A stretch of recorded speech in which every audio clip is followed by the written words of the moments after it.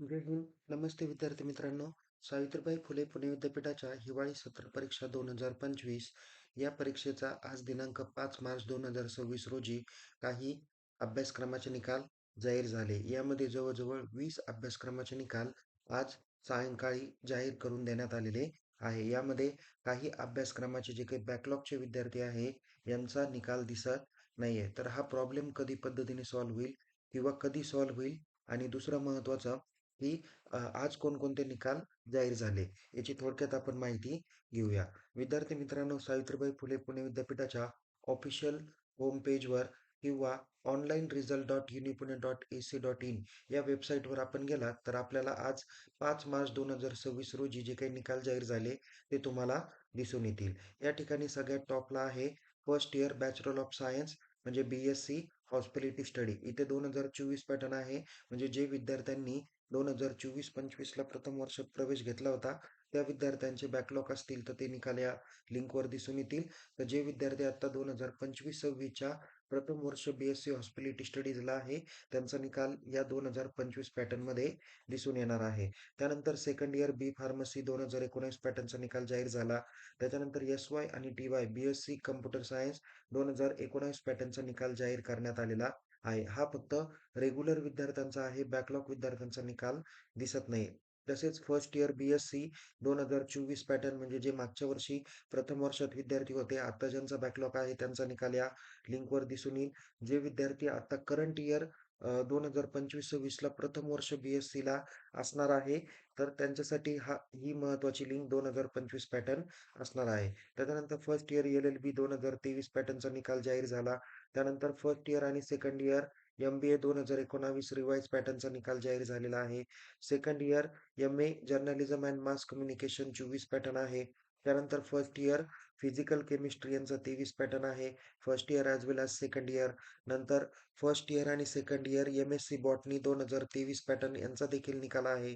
त्यानंतर इथे तुम्हाला फर्स्ट इयर आणि second year MSc microbiology 2023 pattern दिसणार आहे. नंतर फर्स्ट इयर आणि सेकंड इयर MSc CA ज्याला आपण सायन्समधला कम्प्युटर ॲप्लिकेशनचा जो कोर्स आहे त्याचे निकाल इथं 23 पॅटर्नचे जाहीर झालेले आहे.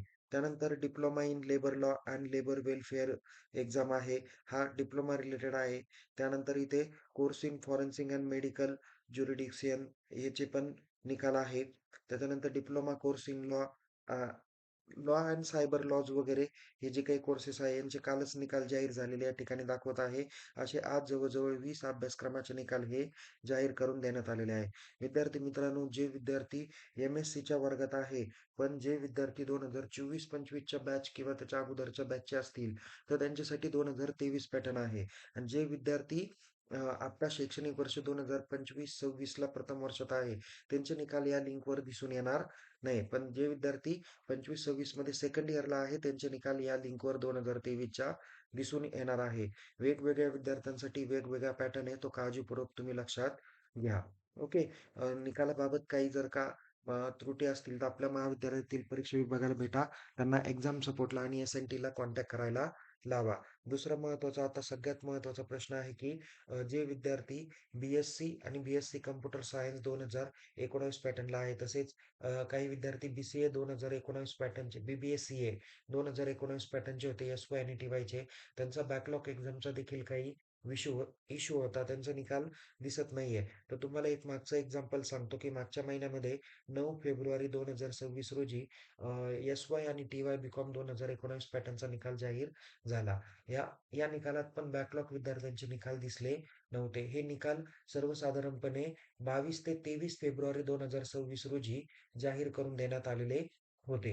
ओके. त्याचमुळं आत्ताचे ज्यांचे 5 मार्चला निकाल जाहीर झाले, पण ज्यांचा बॅकलॉग निकाल दिसत नाही, त्यांनी कंटिन्युअस हा निकाल त्यांच्या त्यांच्या वेबसाईटवर चेक करत राहावा.